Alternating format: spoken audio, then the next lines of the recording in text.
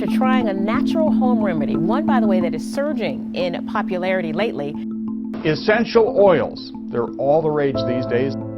More and more people are bypassing the pharmacy in favor of something else, essential oils made from plants. Many are now swearing by the therapeutic health benefits from these plant-based oils.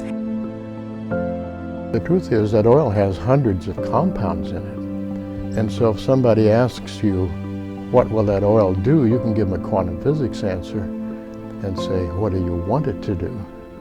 Because it's just a packet of possibilities.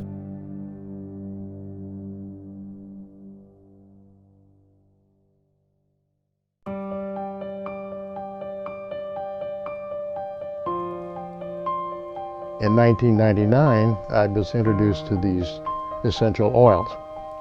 Although I had been interested in theology and read the Bible all my life, I really just read right over the parts of the Bible on oils. I didn't even know that frankincense and myrrh were oils. When you get into quantum physics, you realize that our mind and our thoughts and our intentions are impugned upon physical matter. And we know that your thoughts and intentions influence the effects of oils. And so quantum physics becomes a fundamental science in understanding how the oils work. In quantum physics, light can be manifested as a continuous wave, or it can manifest as a stream of discrete particles called photons. Well, when we measure light as a series of particles, or we can measure it as a continuous wave, we know what it is at the time we measure it, but what was it on its way to where we picked it up? You know, like if the light starts over here and we pick it up over there, what is it in between? So they decided that light, when it's in flight and it's on its way to either your eye or some other measuring device, it's neither. It's not even light. It's just a packet of probabilities. We have to look upon oils in the same manner. If somebody asks you, what will an oil do? You can say, well, that's oregano, and it's got phenylpropanoids in it, and it does various things, and you can give them a chemical answer, and that would be a good answer. But the truth is that oil has hundreds of compounds in it. And so if somebody asks you, what will that oil do? You can give them a quantum physics answer and say, what do you want it to do? Because it's just a packet of possibilities. And it's going to manifest certain possibilities for you. It'll manifest different ones for me and different ones for somebody else. What decides what possibilities are manifest is your intention. And so out of that packet of possibilities, we make decisions on an unconscious or conscious level that pulls out of that oil certain things to happen. And that's why prayer works so well with the oils and why the oils work so well with prayer. What's absolutely fascinating is today you can understand how these oils do work on a molecular level. And that's really where my fascinations come in. And what I'm trying to do today when I travel the world and I teach about essential oils is really to take this information that is coming out by the day now. And because it's pretty complicated when you talk about epigenetics and transcription factors and how it changes the DNA and RNA and all that kind of stuff in your cells, to kind of take that and explain it in a language that everybody would understand. The essential oil, basically what we get is a mixture of components. It's not a single organic compound. It has a mixture of components that imparts, in most cases, a pleasant aroma. Well, you know, I talk about the King's Medicine Cabinet and essential oils being superior to prescription drugs because they're all natural and they were created to work with our body. You know, prescription drugs are today the third leading killer in America. Literally, millions of people are dying from the side effects across the globe from medications.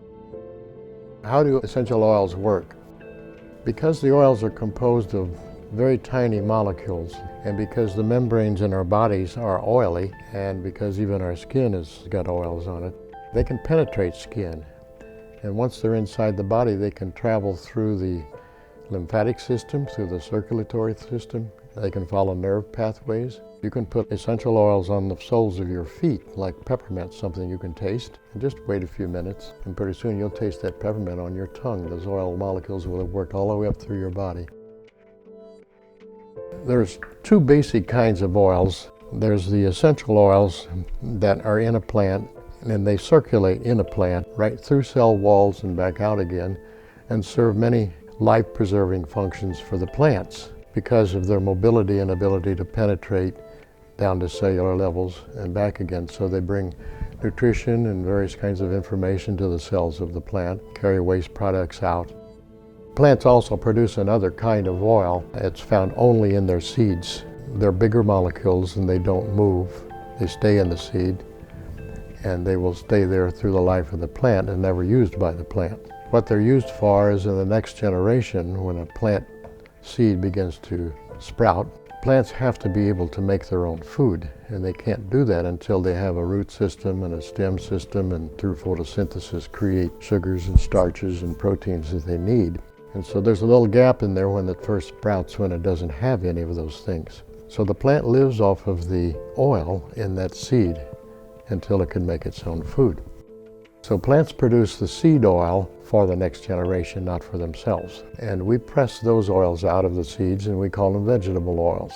But those aren't the healing oils because they do not have the capability of penetrating your skin or passing the blood-brain barrier or addressing issues at a cellular level. The essential oils can do that. They can work like hormones and regulate your endocrine system. They can support your digestive system. They can support your nervous system. They're also very effective against bacteria and viruses. And the fact that they work at a cellular level is wonderful because that's really where all disease begins and that's where it has to be resolved. Molecular shapes and sizes of the molecules of essential oils are so compatible with our human body and that they fit the receptor sites on the cells so perfectly. And knowing that humans were not the first ones being created on this planet, plants came first and the oils came first. So to me that means that these oils who fit us so well and were created before we were created, that God was thinking ahead and thinking of our well-being before He ever created us. So to me that means God was already loving us before He made us.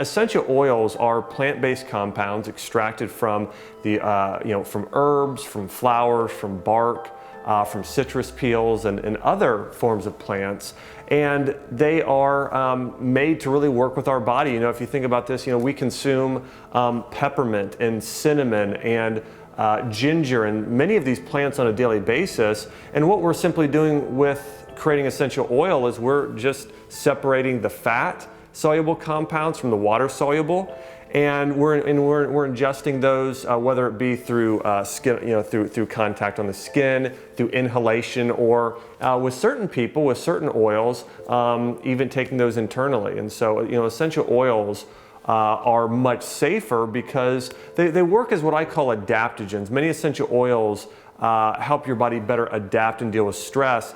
And they won't necessarily drive what's going on in your body physiologically one way or another. And I'll give you an example of this. If I have a patient who comes in to see me and they're struggling with high blood pressure, if they go to their doctor and they give them a blood pressure medication, that is created to just drive their blood pressure down no matter what. Now the blood pressure is up for a reason.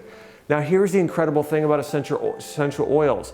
There are medical studies proving that with an essential oil like lavender oil, that lavender oil doesn't drive the blood pressure up or down. What it does is it brings your blood pressure back into balance. Now, in the majority of the time, with somebody that has high stress and higher levels of cortisol, that emotional stress is going to cause someone to have higher levels of blood pressure.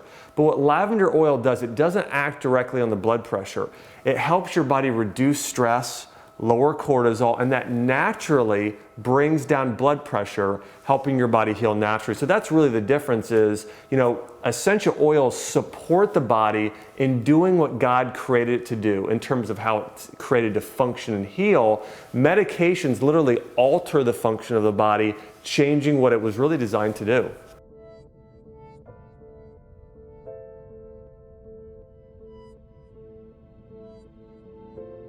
So when we talk about distillation, it can mean a variety of different things. So at its basis, you have the still and then the receiver.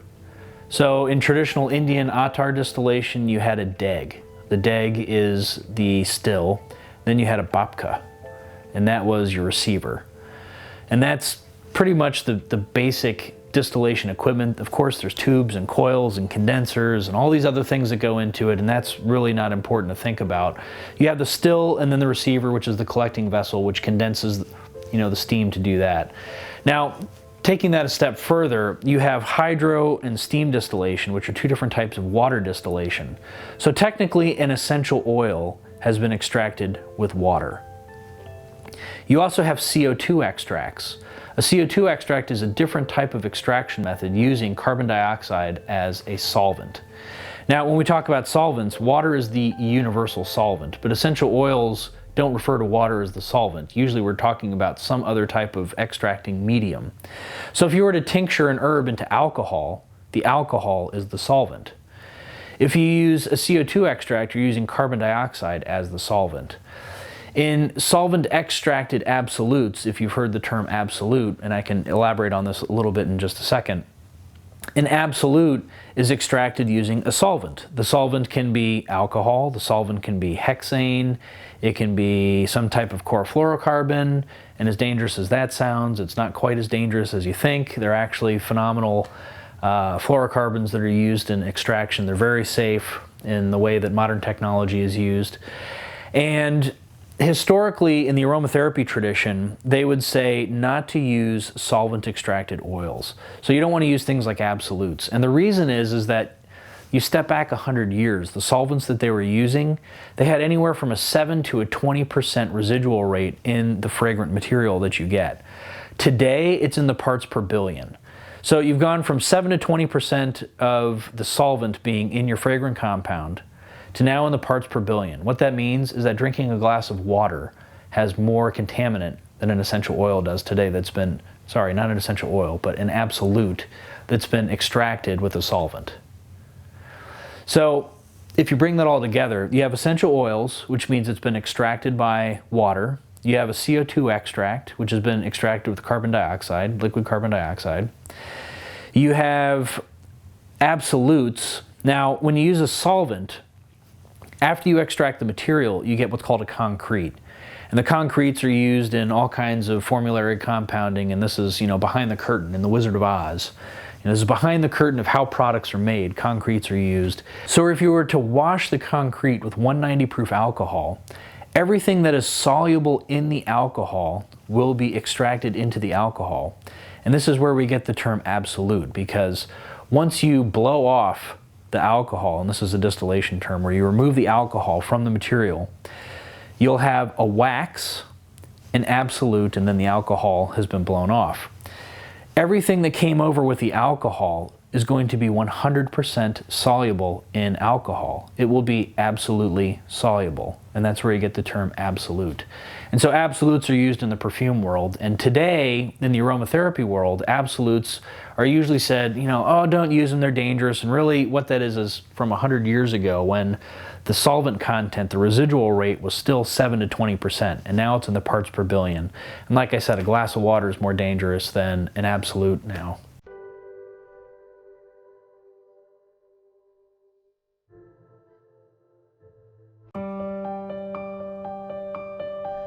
Light can be manifested as a constant, continuous wave with a frequency and an amplitude, or it can manifest as a stream of discrete particles called photons, which have certain properties of matter like inertia and momentum.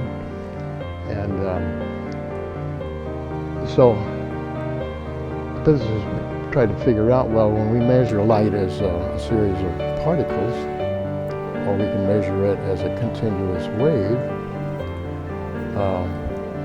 we know what it is at the time we measure it, but what was it on its way to where we picked it up? Like if a light starts over here and we pick it up over there, what is it in between?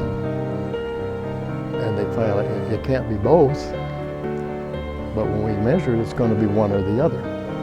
So they decided that light, when it's in flight and it's on its way to either your eye or some other measuring device, It's neither. It's not even light. It's just a packet of probabilities, but it will manifest one of those probabilities when it's measured or observed. And so in quantum physics, and that is quantum physics, we have to look upon oils in the same manner. If somebody asks you, what will an oil do? You can say, well, that's oregano, and it's got phenylpropanoids in it, and it's got this, and it cleanses your receptor sites, and it does various things, and you can give them a chemical answer, and that would be a good answer. But the truth is that oil has hundreds of compounds in it. And so if somebody asks you, what will that oil do? You can give them a quantum physics answer and say, what do you want it to do? Because it's just a packet of possibilities. And it's going to manifest certain possibilities for you. It'll manifest different ones for me and different ones for somebody else. And so what decides what possibilities are manifest is your intention, the intention of the people or the person anointing you. And so out of that packet of possibilities, we make decisions on an unconscious or conscious level that pulls out of that oil certain things to happen. And that's why prayer works so well with the oils, and why the oils work so well with prayer. With your prayer, you set an intention on that oil, and out of the possibilities that oil has, those are the ones that will come forth. So we're wedded to the sciences and to the spiritual world through quantum physics.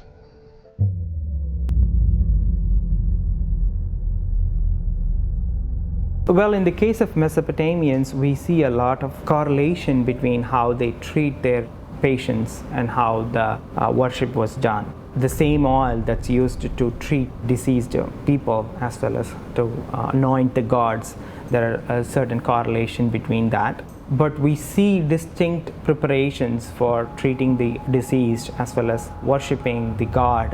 In the case of Egyptians, they have different concoctions, different preparations of the scented oils. But in the case of Mesopotamians, we see a lot more in treating diseases. 4th millennium BC, so that's 4000 BC. It's around the time where the Mesopotamians used these scented oils that predates the early Egyptians to some extent. Well, you've seen Egyptian paintings, and you see the ladies with cones on their head, sticking about that high, and I always thought that was hairdos. But actually, those were cones of hippopotamus fat that had been saturated with myrrh. They didn't wear many clothes in Egypt because it was so hot. And so in the morning they would put those cones on their head, and as the heat began to rise throughout the day, they would start to melt. And the myrrh is a sunscreen. Not only that, it's an insect repellent. So as the myrrh would come down over their bodies in the heat of the day, it would protect them from the sun and from the insects. They were actually myrrh in a fat for that purpose. So in the ancient times, different civilizations used different techniques. For example, among the Egyptians, they would lay the flowers or leaves on the fat and they expose it to sun. And during the daytime, the fats would melt and they will extract the components out of the plant material, and then it will drip down in vases, and they will collect the vase that contains the melted fat that has extracted all the causing compounds or the fragrant components of the plant material. It's called as expressing the essential oils in a fat, or even sometimes wines. In other cases, what they would do is they will take these fragrant materials, whatever, either it is plants or shrubs or leaves or flowers, they will take that, put it in a big pot along with water. They'll boil it, and then they will filter the water out, and they will have a essential oil water mixture, and they have used that also. So in the modern world, when it comes to distillation, we usually credit Avicenna as being the founder of modern distillation, and rose oil being the first thing that he distilled. But when you take a look at modern archaeology, which is really cool, I love archaeological stuff, it teaches you all kinds of things about the world. There's a site in Pakistan where they found some distillation equipment that's pushing 5,000 years old. So whether they were actually separating the oil from the water, the hydrolat, I'm not sure. They could have been fragrant waters, hydrosols that they were extracting. They could have been letting them set and then separating the oils. I'm not sure anybody knows that for sure, but distillation's been happening for the better part of 5 millennia. Most of the cases it might be tallow. Literature evidence suggests that people used crocodile fat, since crocodile is pretty abundant in that region. They have also used beeswax. In fact, there are records on Egyptian hieroglyphs suggest us that they have a standard beekeeping practice to get the beeswax. The main purpose of the beeswax is to extract the perfumes out of the plant material. And then the beeswax are made into scented cones, and the scented cones are placed on the top of kings and queens, like in their head. And during the daytime, in the heat of the desert, what happens is that the cone would melt. It's basically a wax material containing perfume, and the cone would melt and it would emit a fragrant odor to the surroundings. We had the Egyptians with Cleopatra. She is still known as having had a beautiful skin and having been a beautiful woman. Well, we know from the scriptures from the times that she used powderized frankincense and myrrh, and that they mixed into paste, and she used that in her face. I've been a professional model for 27 years, and in an effort to try to prolong my career, I started using anti-aging products. If you go to pubmed.gov and you put into that search engine frankincense, balsam oil, or myrrh oil, you'll find that those 3 oils, those 3 tree resins from that region would cause apoptosis, or cell death. Cell death to damaged skin cells. So you're going to find a bunch of creams and serums today that have both and frankincense and myrrh, amongst other oils, in it as ingredients to support the skin. So what that means is that if someone has wrinkles, someone has sun damage, someone has age spots, whatever's going on with the skin, those wrinkled or damaged cells can be killed off by these oils so that your body can then proliferate and create new healthy cells. Myrrh, for example, was used in the caravans. When you had liquids, they would spoil. I mean, the caravan will go 3-4 weeks through the hot sun. It was really blistering hot, so stuff would spoil. Well, if you added some myrrh in it, myrrh is a preservative. So as you use it as a preservative for food or liquids, you could use it as a preservative for your skin. Why are oils seemingly becoming more popular in today's time? People are discovering that the pharmaceuticals are not working. Instead of making them well, they often make you more sick. You end up overcoming this problem and acquiring a side effect which is maybe worse than your problem. Pharmaceuticals and medical practice in general is designed for relieving symptoms, not getting to the root cause of a disease. There were about 400 articles recently on essential oil and cancer. When you really drilled it down, at the end of the day, about 130 of those, roughly 130, described exactly what they have seen in genetic testing and all that, what these oils did on the cancer. They find out that essential oils actually address the roots. So we are at the verge of a new understanding what natural medicine does for the body and how it can compete or complement directly with what we do with prescription medicine.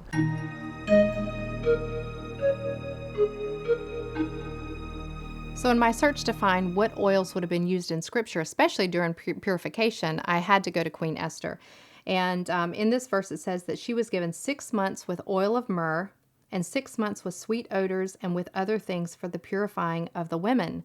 And so when I had to look into what were those other things, because we know oil of myrrh and we know how that would have been used for beautification and the purification of our skin. It's also very soothing for the skin. It's great for all types of skin issues. And so when you go to the Hebrew text in that, sweet odors and other things, one word that keeps coming up is balsam oil. Now, balsam oil is a tree resin, and it's from that region, but it was also from the same climate and region as frankincense. So frankincense was also most likely used in those beauty regimens. Frankincense, myrrh, and then particularly balsam. So that's why these oils would have been used during this time period, and of course, that's exactly why I'm going to be using those oils today. Essential oils technically are the extraction of the most subtle part in terms of molecules of scented substances, most often plants. And so by the process of distillation, it is possible to extract this component out of the plants and to transform it into something like an oil or a liquid product like that, which makes it possible to have exactly the essence, the scented component of a plant. That's an essential oil in modern terms. And these essential oils can be used for therapeutic purposes because they contain one of the active substances of the plants. And most oftentimes they work. So these are a way to have exactly the active principle of a plant, which is a scented substance and can be used also for perfumes. And here we have indirectly and implicitly this notion of perfumes being susceptible to be therapeutic substances. And antiquity is very famous for that. It is believed, but it's not true, it is believed that in antiquity people were using abundantly these kind of scented substances for therapeutic purposes. They could use it, but they didn't do it as frequently as the story goes. Distillation is a chemical process, the invention and development of which is traditionally attributed to the Arabic world. And even though it is true that Arabic pharmacochemists, let's call them that way, strongly developed that, it seems that distillation was already practiced by Greek alchemists. We have texts of Greek alchemists 6th century AD, which is chronologically just before the Arabic world. And Greek alchemy is believed to be the development of practices in Egypt, Alexandria, which was the university of that time, the scientific milieu of that time. So it might be the case that distillation might have been developed in that scientific context. So before the Arabic world, not so much before historically in terms of time, 6th century, but it might have developed there. Nevertheless, it is true that the Arabic scientists applied it much more systematically to medicine, making it possible to have essential oils almost in our modern meaning of the expression to natural substances, making it possible to differentiate, to expand the range of uses and the range of the forms of these natural substances. And so the question here is a question of availability of a substance. Let's assume that you wanted as a physician to use petals of rose for the treatment of a skin condition, let's say a cosmetic condition. If you were not at the right season with fresh petals of rose, you couldn't treat the pathology. Once you are able to extract the essence of something, in our case the petals of rose, once you have that product on your shelf, you have it constantly throughout the years, independently from the flowering of the roses or not.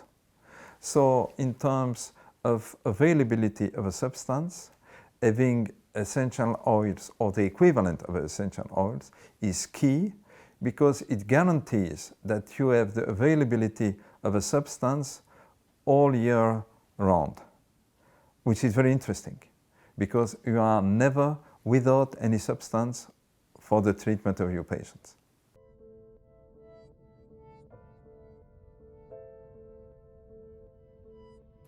On the basis of our statistical, let's say, approach and global approach of the ancient medical literature, we discovered, a little bit surprisingly, that incense, together with myrrh, are the two most used substances in the writings attributed to Hippocrates.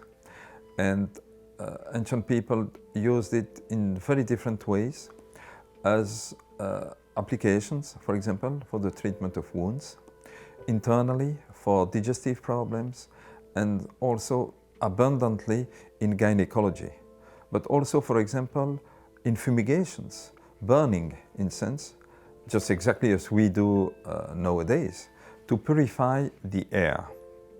And it works because it's a bactericide, anti-inflammatory, anti-infection agent, disinfectant of the air.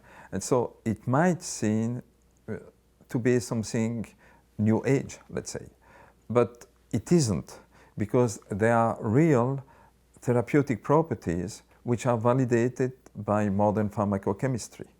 And so even the new age possible use of incense has some foundation purifying the air to freely meditate. It works. This is what incense is for. But there is a much more substantial body of evidence of therapeutic use internally and externally, also because these agents, myrrh and incense, are light anesthesiant agents. And so a physician who wanted to treat a wound, for example, applying a balm of incense was cleaning the wound, antibacterial, disinfectant, but also lightly anesthetic, which is exactly what you want for the treatment of a wound, because it hurts. And so before applying a medicine or possibly making small surgery, you want to anesthetize locally for your patient not to suffer even more than he's already suffering because of the wound. So this is something that works. It's simple. It was maybe a rare and maybe a little bit expensive substance on the Mediterranean, because incense is from the south of the Arabic Peninsula, so it needed to be imported. That might have been a little bit expensive, but it was some sort of the equivalent of the penicillin of that time. And so it was worth it to put some money in order to get your physician treating you with incense. So it might be compared to our penicillin, something of a miracle medicine, but efficacious. So it was interesting to use it and to have your physician recommending to use it.